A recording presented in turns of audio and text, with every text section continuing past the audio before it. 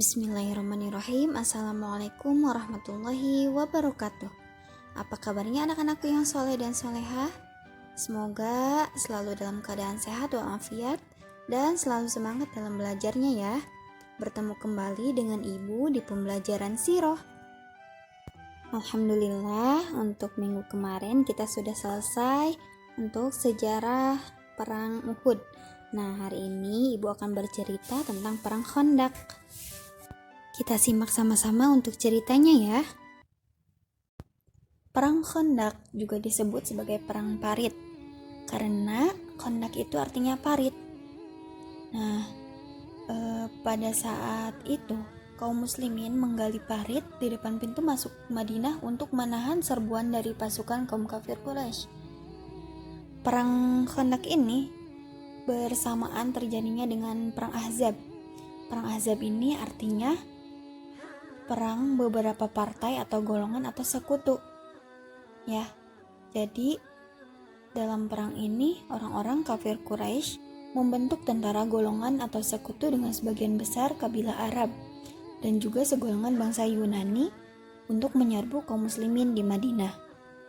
Nah, perang ini terjadi pada bulan Syawal tahun ke-5 Hijriah atau pada tahun 627 Masehi dan merupakan perang terberat sepanjang sejarah.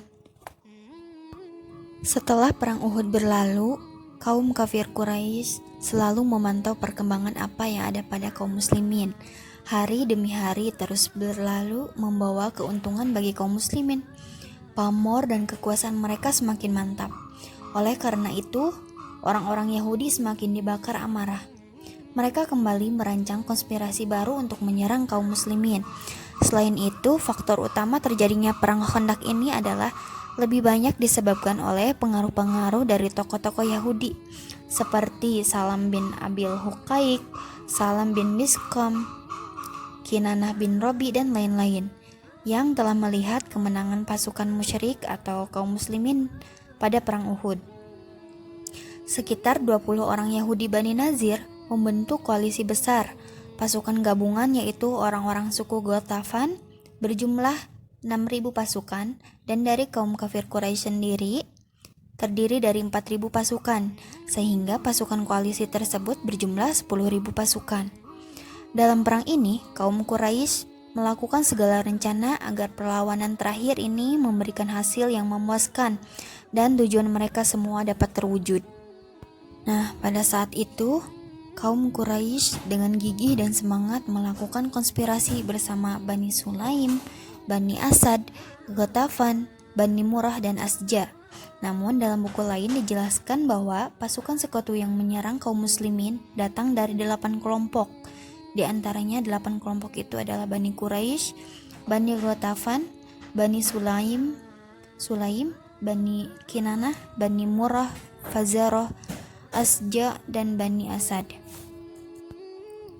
Mata-mata kaum muslimin selalu memantau pergerakan musuh sebelum pasukan musuh beranjak dari tempatnya. Rasulullah SAW telah mendengar rencana jahat mereka. Rasulullah kemudian dengan segera menyelenggarakan musyawarah militer bersama sahabat mengenai hal ini. Setelah anggota majelis saling bertukar pikiran, mereka sepakat untuk melaksanakan usulan yang disampaikan oleh sahabat Rasulullah yang cerdik, yaitu Salman Al-Farisi. Dalam hal ini, Salman berkata, "Wahai Rasulullah, dulu jika kami orang-orang Persia sedang dikepung musuh, kami membuat parit di sekitar kami. Ini merupakan langkah bijaksana yang sebelumnya tidak pernah dikenal oleh bangsa Arab." Menggali parit untuk benteng pertahanan menjadi kesepakatan bersama dalam musyawarah militer tersebut. Rasulullah segera melaksanakan rencana itu. Parit yang digali kaum muslimin membentang dari Syaikhan di pemukiman Bani Hadisah di bagian timur hingga daerah Al-Mazaz di bagian barat. Bani Quraisyah yang pada saat itu menjalin perjanjian bersama kaum muslimin, mereka meminjamkan alat-alat yang digunakan untuk menggali parit, sebab mereka memiliki semua peralatan yang dibutuhkan. Mereka tidak menolak untuk meminjamkan peralatan yang dimiliki demi menghadapi bahaya bersama. Maka dari itu, mereka meminjamkan alat-alatnya seperti cangkul, pangkur, dan skop. Mereka juga mensuplai keranjang-keranjang kurma yang sangat kuat yang terbuat dari serat pohon kurma dan dapat digunakan untuk mengangkut tanah galian. Semangat Rasulullah dan para sahabat, akhirnya parit dapat terselesaikan dalam waktu 6 hari. Itu menurut pendapat yang masyhur. Namun dalam riwayat lain dijelaskan bahwa Ibnu Aqobah berpendapat penggalian parit memakan waktu hingga 20 hari. Sedangkan menurut Waqtidi adalah 24 malam. Adapun di dalam Ar-Raudhah karya Imam Nawawi dikatakan 15 hari. Selama penggalian parit, Rasulullah SAW tidak hanya menjadi penonton belaka yang bisa menyuruh para sahabat untuk bekerja, akan tetapi beliau juga ikut turun langsung dalam penggalian parit, dan beliau juga mengobarkan semangat kepada para sahabat. Dan kaum muslimin bekerja dengan giat meskipun mereka semua dilanda dalam kelaparan. Anas berkata, setiap mereka dikasih gandum sebanyak 1 genggam dan dicampur dengan minyak sebagai adonannya. Tolha mengadukan apa yang dialami kaum muslimin kepada Rasulullah. Lalu kami mengganjal perut kami dengan batu dan beliau juga mengganjal perutnya dengan 2 buah batu. Singkat cerita, parit selesai digali dalam waktu 6 hari. Sahabat dan Rasulullah dapat menggali parit sepanjang 5.000 hasta, lebarnya 9 hasta, dan dalamnya 9-10 hasta. Setelah penggalian selesai, terdengar kabar bahwa pasukan kaum kafir Quraisy telah menuruni lembah Aqiq, tidak jauh di sebelah barat daya Madinah. Sementara itu, dari pasukan Ghatafan dan suku-suku lain dari Najd tengah bergerak menuju Uhud dari arah timur. Semua rumah dikosongkan dan para penghuninya telah berada di wilayah pertahanan. Rasul kini memerintahkan agar para wanita dan anak-anak ditempatkan di salah satu ruangan bagian atas benteng. Lantas, beliau berkemah bersama 3.000 pasukan di tempat yang telah ditentukan. Tenda kulit merah beliau ditancapkan di kaki bukit Sal'un. Aisyah, Ummu Salamah, dan Zainab pun mendapat giliran untuk bersamanya bersama Rasul di sana. Tentara Mekah mendirikan kemah tersendiri tidak jauh dari Uhud.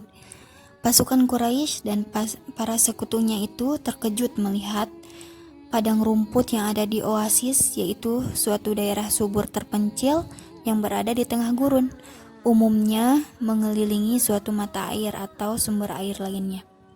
Oasis juga dapat menjadi habitat bagi hewan dan bahkan manusia jika memiliki area yang cukup luas itu telah dipangkas. Unta-unta mereka dapat bertahan dengan memakan pohon-pohon akasia di lembah Aqiq. Sedangkan unta pasukan Ghatafan sedang memakan 2 macam pohon tamaris yang tumbuh lebat di dataran dekat Uhud. Akan tetapi, tidak ada makanan sedikit pun untuk kuda mereka selain rumput kering yang mereka bawa. Itulah yang mendorong mereka untuk menyerang musuh secepat mungkin, dan dengan tujuan yang sama, 2 pasukan itu bergerak maju untuk menuju kota. Kemudian Rasulullah berangkat dengan 3.000 personil. Di belakang mereka terdapat gunung Sal'un yang dapat dijadikan sebagai pelindung. Sedangkan di depan mereka terdapat parit yang membatasi mereka dengan musuh. Di samping itu, kaum kafir Quraisy berangkat bersama 10.000 pasukan menuju Madinah. Mereka semua terbelalak akan parit yang ada di hadapannya. Mereka terheran dengan strategi yang dibuat oleh kaum muslimin, karena mereka semua tidak memperhitungkan itu sebelumnya. Kaum kafir memutuskan untuk mengepung kaum muslimin, sebab tidak ada cara lain yang dapat mereka lakukan selain pengepungan. Orang-orang Quraisy ini hanya berputar-putar di sekitar parit dan terus mencari-cari titik lemah yang bisa dimanfaatkan. Orang-orang muslimin terus melakukan pengawasan dengan melempari anak panah agar mereka tidak mendekati parit. Pasukan muslimin terus melakukan pengawasan dalam memantau gerakan musuh. Nabi terus memberi semangat kepada kaum muslimin dan menjanjikan kemenangan jika mereka tetap bersabar.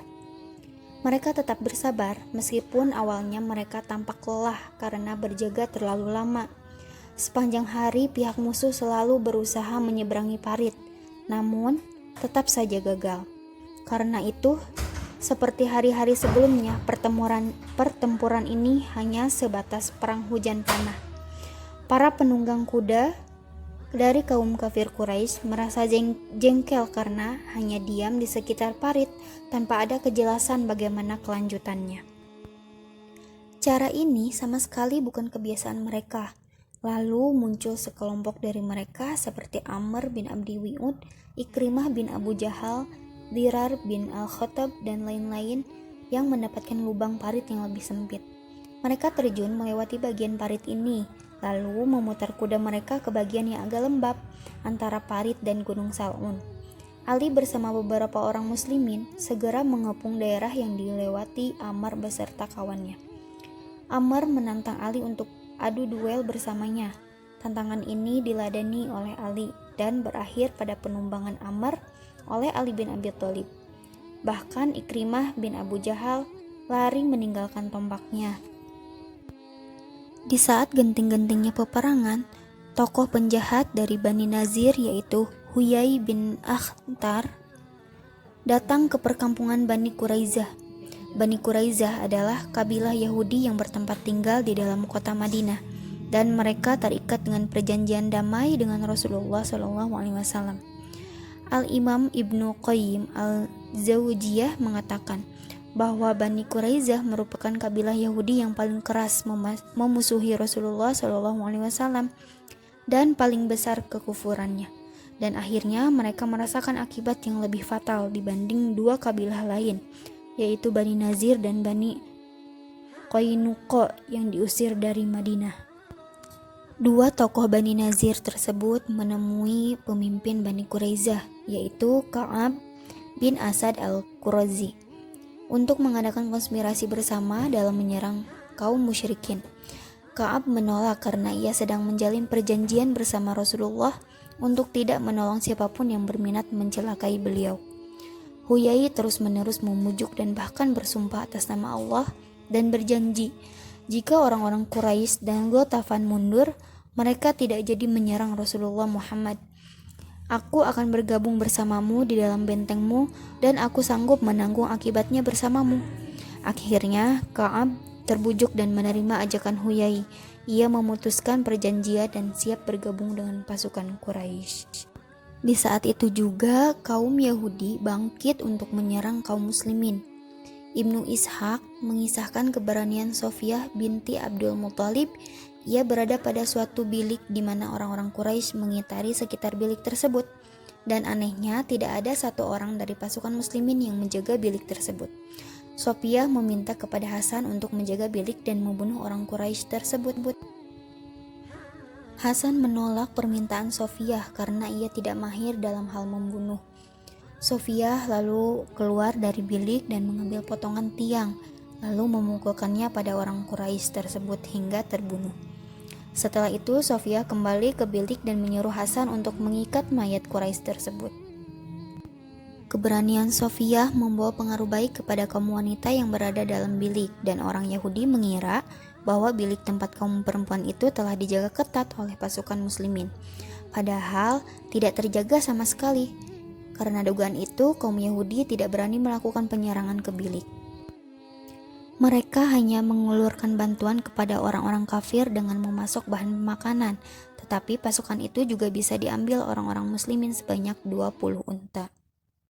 Solih-solihah, untuk cerita perang Khandaq kali ini, Ibu cukupkan dulu sekian ya, karena ceritanya masih panjang, jadi insya Allah Ibu lanjutkan di pertemuan selanjutnya.